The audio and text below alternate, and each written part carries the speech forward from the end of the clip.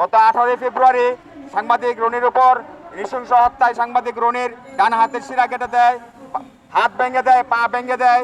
রনিকে সাহায্য করতে আসলে রনির বাগনে মেহরাব নামে এক ব্যক্তিকে মাথার মধ্যে ধারালো দা দিয়ে কূপ দেয় এবং রনির ছোট ভাই রনিকে বাঁচাতে আসলে তাকেও নির্মমভাবে সন্ত্রাসীরা আক্রমণ করে। এই পরিপ্রেক্ষিতে ব্রাহ্মণবাড়িয়া সদর থানা রনির ভাই কাজী আশরাফ বাদী হয়ে মামলা করেন।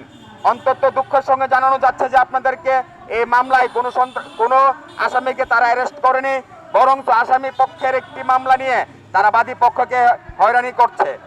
এটা যে দেশে সাংবাদিককে জাতির চতুর্থ স্তম্ভ বলা হয়, সাংবাদিককে জাতির চতুর্থ স্তম্ভ হিসাবে স্বীকৃতি দিলেও আজকে বাংলাদেশের বিভিন্ন জেলায়, বিভিন্ন উপজেলায়, বিভিন্ন শহরে সাংবাদিক নির্যাতিত, নিপীড়িত। আমাদের এই কসবা দিন ইসলাম নামে এক সাংবাদিককে 15 জন মিলে হত্যা করেছে।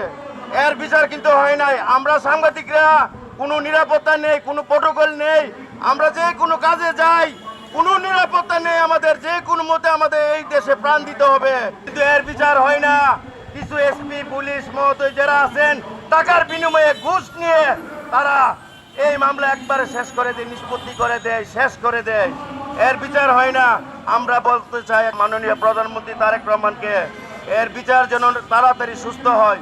সবাইকে আমি সমন্বয়ের সঙ্গে অনুরোধ করে বলবো, দ্রুত গতিতে আপনারা আমাদের এই সাংবাদিকের উপর অন্যায়ভাবে, নিপীড়িতভাবে হত্যাযজ্ঞ যারা চালিয়েছে তাদেরকে দৃষ্টান্তমূলকভাবে তাকে শাস্তির ব্যবস্থা করা হোক।